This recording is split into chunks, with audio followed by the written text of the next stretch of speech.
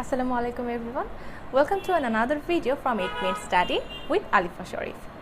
আজকের এই ভিডিওটাতে আমরা জানতে যাচ্ছি কিভাবে would, should এবং could এই তিনটা অক্সিলারি ভার্বকে আমরা খুব প্রপার ওয়েতে এবং সুন্দরভাবে সেন্টেন্সের সাথে পারফেক্টলি ম্যাচ করে ইউজ করতে পারি। এই তিনটা অক্সিলারি ভার্বের মধ্যে অর্থের যে তফাৎটা রয়েছে সেটা আসলে খুবই অল্প করে একটু তফাৎ রয়েছে। তো আমরা আজকে এই ভিডিওতে এটাই জেনে নিব যে কি সেই তফাৎটুকু এবং কতটুকু তফাৎ রয়েছে এবং কিভাবে আমরা পারফেক্ট ওয়ার্ডটা চয়েস করতে পারি পারফেক্ট সিচুয়েশনের ক্ষেত্রে। তো চলো কথা না বাড়িয়ে শুরু করা যাক। তো প্রথমেই আসা যাক জেনুইন মিনিংয়ে। শুডের জেনুইন যে মিনিংটা সেটা তো আমরা সবাই জানি। শুডটা আমরা ঠিক সেই জায়গাগুলোতে ইউজ করি যেখানে আমরা এটা বলতে চাই যে আমার এই কাজটা করা উচিত, তোমার এই কাজটা করা উচিত ছিল। এইসব সিচুয়েশনগুলোতে আমরা ইউজ করে থাকি শুড। মেইন প্রবলেমটা হয় যখন আমরা কুড নাকি উড এইটা ইউজ করব, সেটা নিয়ে কনফিউজড হয়ে যাই। কুডটা আমরা ইউজ করবো ঠিক সেই জায়গাগুলোতে যেখানে আমরা এটা বলতে চাইবো যে আমি এই কাজটা করতে পারি বা তুমি এই কাজটা করতে পারো। এই জায়গাটাতে আমি ইউজ করবো কুড। আর উডের সাথে এই কুডের মিনিংয়ের অল্প একটু তফাৎ আছে, আমি সেই তফাৎটা ক্লিয়ার করে দিতে চেষ্টা করছি। উডটা আমরা ঠিক তখন ব্যবহার করব যখন আমি এমন কোনো কাজ বোঝাচ্ছি যেটার সাথে আমি অলরেডি হ্যাবিচুয়েটেড বা তুমি অলরেডি এটার সাথে হিউজ টু, সেটা পাস্টে হোক বা প্রেজেন্টে হোক সেটার সাথে রেগুলারলি এই ঘটনাটা ঘটে যাচ্ছে বা আমি ফিউচারকেও বোঝাই, সেক্ষেত্রে সেটা রেগুলারলি হতে থাকবে। এমন কোনো সিচুয়েশনকে বোঝাতে আসলে উডটা ব্যবহার করা হয়। এটার বেসিক যে মিনিংটা সেটা আসলে বলতে গেলে খুব বেশি ক্লিয়ার হয় না, বাট এখানে যদি আমরা কিছু এক্সাম্পল এবং এক্সারসাইজ করে আসি আমরা এই কুড এবং উডের যে তফাৎটা কোথায় কোনটা ব্যবহার করা উচিত এটা আরও ক্লিয়ারলি জানতে পারবো। তো চলো কিছু এক্সারসাইজ করে আসা যাক। সো আমি হয়তো দেশের বাইরে কোনো একটা কান্ট্রিতে ঘুরতে যাচ্ছি এবং আমার কোনো ফ্রেন্ড অলরেডি ওই কান্ট্রিতে এক্সিস্ট করে। তো এভাবে আমি যখন কোথাও ঘুরতে যাব আমি অবশ্যই তার থেকে সাজেশন চাইবো যে তোমার কান্ট্রির কোন কোন জায়গাগুলোতে গেলে আসলে আমার জন্য ভালো হয় খুব অল্প সময়ের জন্য, এতে করে আমি ওই কান্ট্রিটাকেও জানতে পারবো। সে কিন্তু আমাকে সেই জায়গাগুলোর কথা সাজেস্ট করবে যেখানে আমি খুব অল্প সময়ের মধ্যে যেতে পারি। তো এই ক্ষেত্রে আমার কোশ্চেনটা আসলে কেমন হওয়া উচিত? Let me give you an example. Suppose if I visited your city then where dash I go to get a great view. So এখানে আমি এই কোশ্চেনটা করলাম, বাট এইখানে এই ড্যাশের জায়গায় আমি আসলে কি ইউজ করতে পারি? Could or would? এখানে আমি ইউজ করতে পারি could. Where could I go to get a great view? তো এখানে কুড কেন ইউজ করলাম? বিকজ আমি এখানে এটা বলতে চাচ্ছি যে আমি কোথায় কোথায় ভিজিট করতে পারি। এখানে কোনো কিছুতে আমি ইউজ টু বা আমি করতাম বা এটা আমি করছি এমন কোনো সিচুয়েশন কিন্তু আমি বোঝাচ্ছি না। আমি ওর কাছে ক্লিয়ারলি এটা জানতে চাচ্ছি যে আমি কোথায় কোথায় ঘুরতে যেতে পারি। তো এই জায়গাটাতে অবশ্যই হবে কুড। তো চলো এবার আমরা একটু শুডের ব্যবহার চলে যাই। শুডের ব্যবহারটা যদিও এগুলোর থেকে অনেকটা ইজি, তারপর আমি আরেকবার একটু রিভাইজ দিয়ে দিতে চাইবো। সাপোজ আপনি কোনো একটা জায়গায় গিয়েছেন এবং সেখানে যাওয়ার পর আপনি হোটেল থেকে বের হয়েছেন, আপনি হাঁটছেন এবং এমন কোনো সময় আপনার হাত থেকে আপনার ফোনটাকেও ছিনতাই করে নিয়ে গেছে এবং এই অবস্থায় আপনি হোটেলে ব্যাক করলেন এবং রিসেপশনিস্টকে এটা জানালেন। তো এই অবস্থায় সে কী বলবে?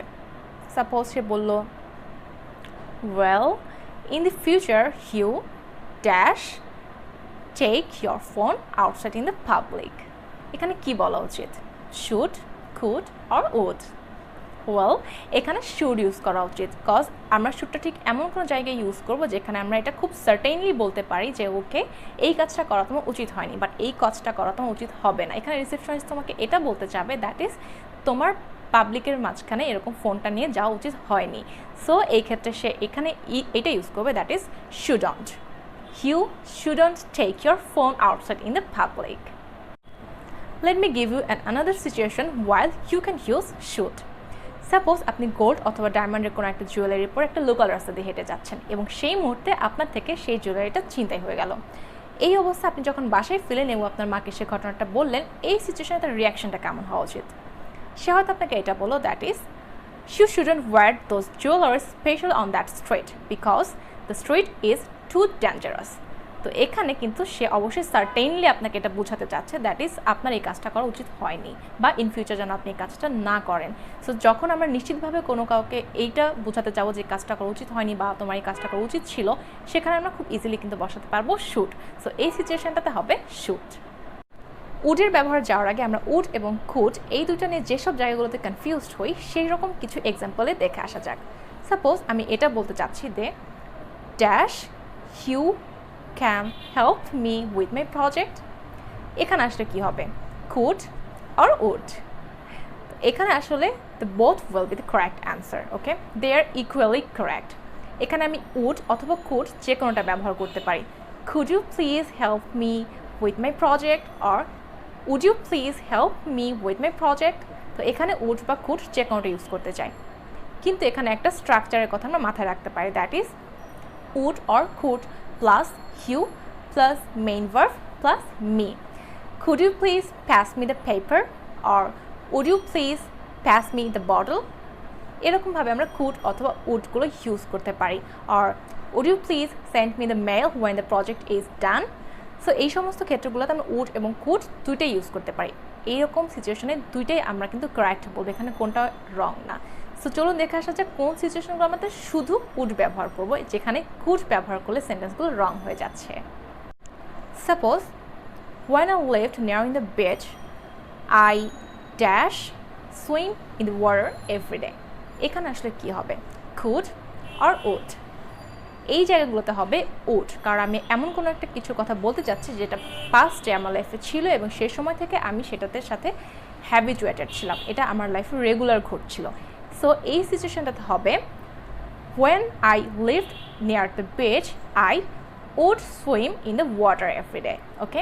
তো এরকম সিচুয়েশনগুলোতে আমরা would ব্যবহার করতে পারি। চলুন আরেকটা এক্সাম্পল দেখে আসা যাক। My teacher dash always gave us a quiz on Fridays. So এখানে আসলে কি হবে, could নাকি would?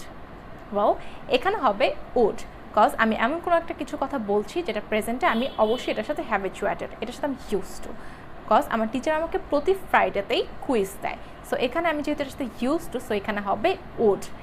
My teacher would give us a quiz every Fridays, okay? So এইরকম ক্ষেত্রগুলোতে আমি ইউজ করতে পারি would।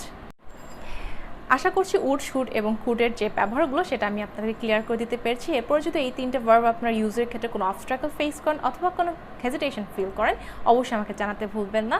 অ্যান্ড যদি ভিডিওটি ভালো থাকে, please give us a thumbs up and hit the subscribe button and the bell icon right next to it, okay? Till then, Allah Hafiz.